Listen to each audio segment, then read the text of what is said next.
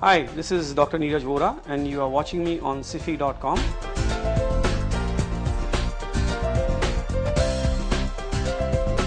Dietary habits. There's a lot of misconceptions about diet associated with bone health.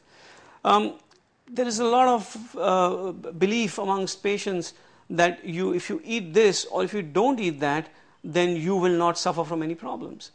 Generally speaking, there is no scientifically proven link between diet and bones, between diet and arthritis.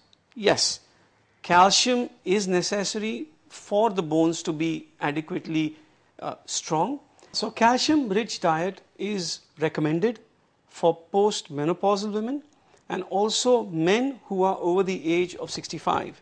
There is no evidence to suggest that calcium supplements are of any use whatsoever in the patients who are in their 30s, 40s and early 50s. Even though I have noticed that there is this increasing fad or fashion or trend for patients to want to have all kinds of supplements, emerging evidence suggests that in fact this might be bad for you because the excess calcium that your body does not need is going to be either deposited in your arteries or it is going to get deposited in your kidneys as a kidney stone. So as a result, please do not indulge yourself in having calcium supplements unless there is a medically proven need for you to have them. Posture.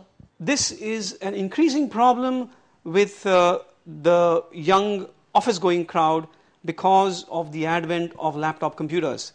In the slightly eras of bygone years, when we had desktop computers, the height of the monitor was adjustable. So you could adjust the monitor so that it was at your eye level. Nowadays, you've got the desks, we've got the laptops over there, and you're invariably looking down. As a consequence, patients are increasingly developing problems with their neck, with their upper backs. Additionally, everybody likes to slouch. Nobody likes to sit up straight. As a consequence, they develop aches and pains in their lower back. Sometimes these can get worse and start trapping a nerve in the back, which could cause pain running down the leg. As a result, posture is extremely important, but it is one of the things that we pay least attention to. Please, every day when you go to your office, just give it a minute's thought if you are sitting correctly or not. This will help you in the long run. This will serve you for the longest time. Sedentary lifestyle. I am an absolute proponent of fitness. You have got to keep yourself fit, and a sedentary lifestyle is not going to help you do that.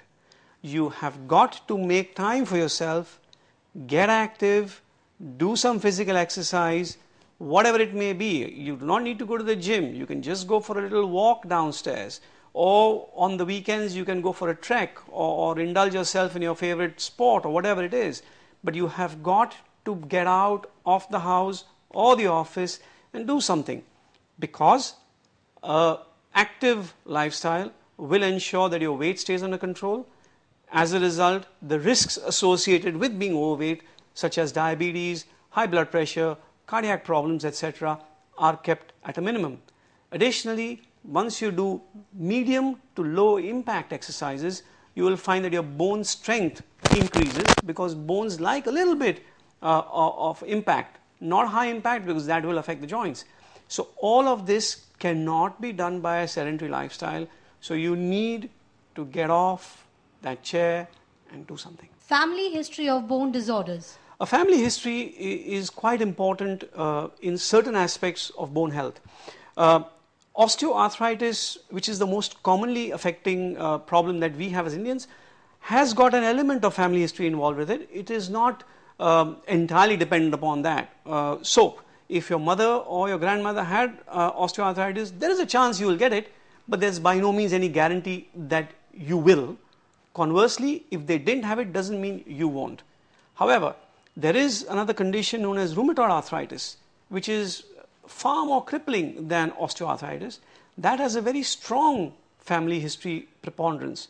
So if anyone in your family has got rheumatoid arthritis, it would be a good idea for you to consult a good rheumatologist to see whether or not you have the risk factors and whether some treatment can be commenced before the disease actually hits, so that the limitations are kept at a minimum. Accidents resulting in bone injuries. Accidents can be extremely debilitating for a patient, especially when you are involved in high speed traffic injuries. We see a lot of this happening on the highways, on the Bombay-Pune Expressway, etc.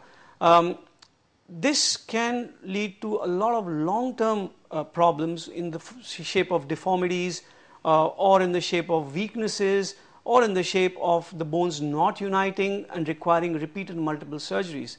It's unfortunate that there's no way you can actually prevent this from happening, other than just simple caution, but then that's very easy for me to say as a doctor, because all of us find ourselves doing things that we shouldn't really be doing. All I would say is that, God forbid, should you be in any kind of an accident, please make sure that you are taken to a good quality trauma center where you will have good quality doctors looking after you so that they can get you back into action as soon as possible.